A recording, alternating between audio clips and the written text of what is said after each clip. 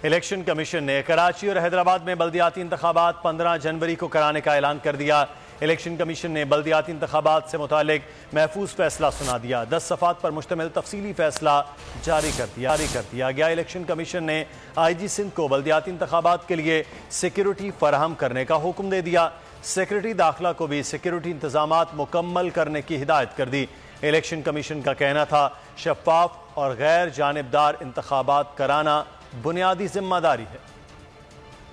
कराची हैदराबाद में बल्दियाती इलेक्शन 15 जनवरी को होंगे। इलेक्शन कमीशन ने तारीख तय दी। चीफ इलेक्शन कमिश्नर ने बल्दियाती इलेक्शन से मुतालिक महफूज फैसला खुद सुना दिया। 10 सफ़ात पर मुश्तमिल तफसीली फैसला भी जारी कर दिया गया। 5 रुकनी बेंच ने फैसला 15 नवंबर को महफूज किया था। इलेक्शन कमीशन ने सिंध हुकूमत की इंतखाबात मुलतवी करने की दरख्वास्त मुस्तरद कर दी। IG सिंध को बल्दियाती इंतखाबात के लिए सिक्योरिटी फराहम करने का हुक्म दे दिया। सेक्रेटरी दाखिला को भी सिक्योरिटी इंतजामात मुकम्मल करने की हिदायत कर दी। जमात इस्लामी और तहरीक इंसाफ ने बल्दियाती इंतखाबात जल्द कराने की इस्तदा की थी। सिंध हुकूमत ने सैलाबी सूरत हाल और पुलिस की नफरी न होने का जवाब दिया था।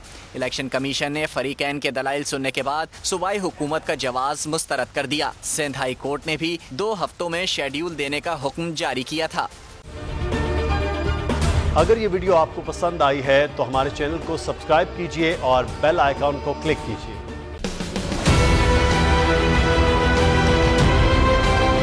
मैं आज बोल्ड टीवी वाले शोएब शेख को, उन्होंने उसकी जिंदगी को खतरा हो गया।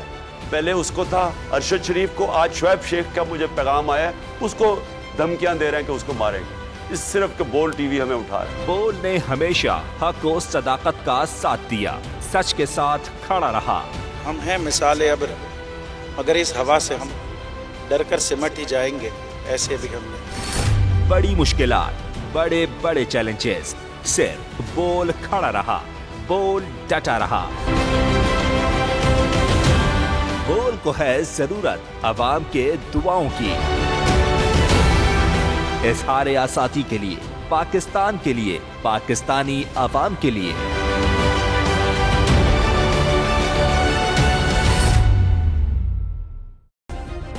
सब्सक्राइब करें और बेल दबाएं ताकि कोई खबर रह न जाए।